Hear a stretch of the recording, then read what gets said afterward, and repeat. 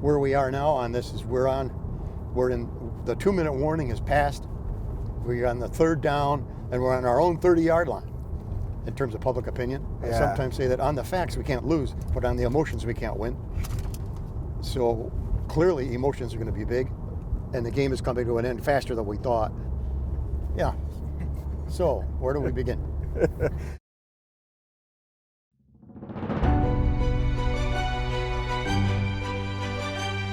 I'm Thorn Dickinson. I'm the host of Clearing the Air. I'm incredibly excited about launching a program that's really about authentic conversations with Mainers about the environment based in their communities that they live.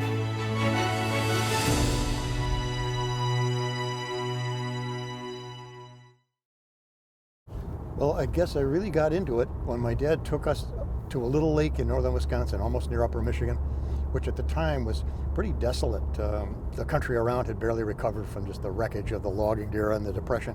And this was the early 50s, and I just loved the outdoors, the forest and being out there. And then in high school, I stumbled on a book about forestry. And then I said, well, wait, if there's a way to earn a living at this, I'm interested. Well, Lloyd is incredibly analytical, but also really is passionate about forestry and about protecting the woods. Now, his main focus is he feels like we are in a desperate period of time where we need to take action, and if we don't, climate change is going to totally fundamentally change the world. The experts always say, look, if somebody's firmly embraced a point of view, if you put more facts in front of them, it will just strengthen their commitment to that point of view. It will not bring them around to your view of the facts. So that's kind of a hard thing for a guy like me who's spent a career trying to deal in facts. I think for me to figure out how do you navigate that. I find it sometimes a little frustrating that the message gets filtered through many different channels. Yes. And this is an opportunity for people to see really what's going on. And you know, for me personally, I care about this. And I think having those conversations with people throughout the state, I think are really going to be important. I think I've been to more than 50 of these different forums all over Maine. And I think the feeling is always pretty similar. I drive up with a combination of excitement and nervousness. Probably when I get a little bit closer, it's more nervous. I can feel my heart start beating, especially when I see a lot of cars and maybe a few signs against the project. All righty. All right, thank you very much. Yep, there we go, gents. So for me, going to the meeting, I'm always excited. On the flip side, I'm debating Tom Seviello, and Tom and I have been all over the place having debates. Are you doing all right? Yeah, I am. Yeah. I just am incredibly optimistic because I think that regardless of what you care about, what your values are, what your priorities, there's something amazing in this for Mainers. We don't have to be all the way in the end, Tom. Is it loud? I'll move closer. Okay.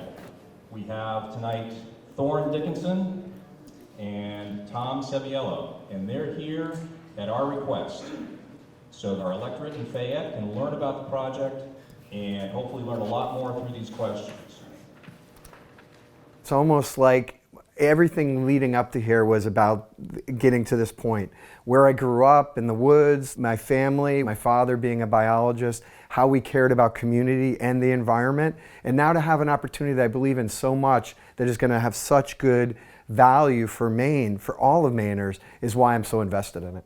My job essentially in partnerships with renewable energy projects to find a way for them effectively integrate to the grid in order to get that power source into the region. That's a goal for many of the governors in the New England area and many of the people that are concerned about the future or worried about climate change.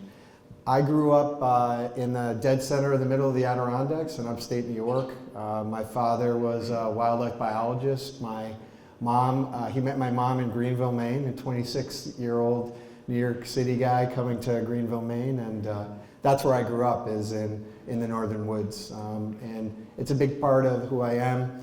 This last few years, coming out to meetings like this, in a sense reconnecting to my roots through the small towns and communities along the corridor, it only reinforced for me the importance of a project like this.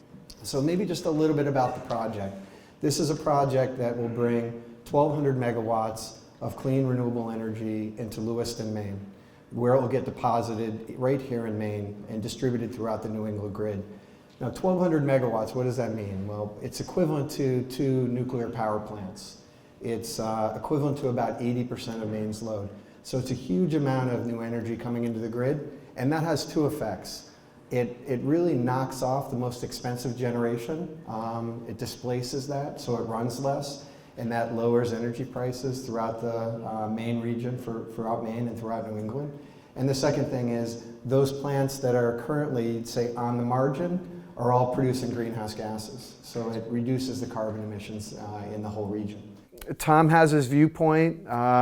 What frustrates me, though, is I know a number of the things that he says. I know that he knows they're not correct. And he still uses them as a debate tool against that, which again, in the end, I value anybody to make their own decision, but let's be honest with people about really what the facts are. And that's one thing that really frustrates me in these debate structures. Tom has a great scenario here, unless Tom just doesn't worry about climate change at all, that you're going to argue against any new renewable generation. And again, remember, when we're talking about lower revenues to generation, when the generator's revenues go down, your bill also goes down. So the two are locked in place. There's no one else in that transaction. As a result of lower energy prices, it will stimulate about 300 jobs post-construction. And of the $6 million in educational funds. Mark, you want me to answer that before you go to that? Certainly. Yeah, I'd like to, because my friends have been very creative in this job creation. The jobs that Thorn talks about are based on a model that about 272 jobs might be created. Remember, I emphasize on a model. While your friends and neighbors up the road in the biomass industry lose their jobs, I don't want to be the one that tells them that these employees that on paper out there someplace is a job for them to take. Thorn? So the specific points that Tom is talking about associated with the biomass industry and particularly Renew were argued in front of a 18-month public utility process that was mentioned, where the conclusion of the Public Utility Commission was that this project provided substantial benefits for Maine. What they concluded is this project will have no negative effect on the Maine generation, and that includes the biomass. So in order to accept Tom's argument, you have to accept that this project has a negative effect on the biomass, and after an 18-month review, that conclusion was none. Now on the positive side, you may have noticed that we've just announced 3 major contracts for lumber mills here in Maine. Contracts for $12 million. I was just up in New Portland to meet a guy named Justin Jordan, who took over a facility that was shut down. He's now hired back the employees. They're starting to work on these wooden mats that you need to protect the right-of-way, and he'll have to hire 2 shifts and be working on it for a year in order to produce 10,000 mats. Being able to have a really good contract and stay focused on that, and then fix things as we go along. It's kind of a blessing, really. So within, I think, just 1 month, we were already in and sawing mats, and off we went. So it was an extremely accelerated business plan. With one phone call, the 4 or 5 former workers were here the following Monday. We're back sawing wood. Like nothing ever happened. These guys are pumped to really be back to work here, and it's a nice feeling. At the end of every meeting, I've left with the idea that I've had some good conversations.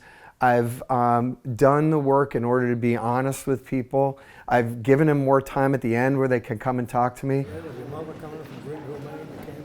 I know, I try to say that. He calls me a city slicker. And I drive away feeling really proud about how I managed, even if I've only moved somebody slightly to say, well, Thorn seems like a good guy. I'm still not sure about the project. Just say no. Yeah. Keep saying no.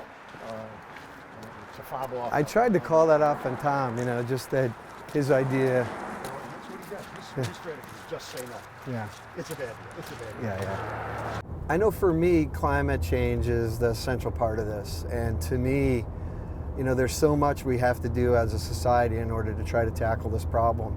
And, one conversation I have even with the skeptics is, even if you aren't 100% believing in this, this is a great insurance policy because you know, it's still going to pull millions of metric tons of carbon out of the atmosphere, but it also provides an economic stimulus for Maine, particularly in areas of Maine along the route of the corridor that in my travels I recognize are really struggling. I believe this is a project that's huge for Maine because it stimulates the economy, it provides jobs, huge amount of property taxes for communities along the way that do it. At times I feel that the existing media we have to get out to people is resulting in a lot of myths, a lot of misinformation.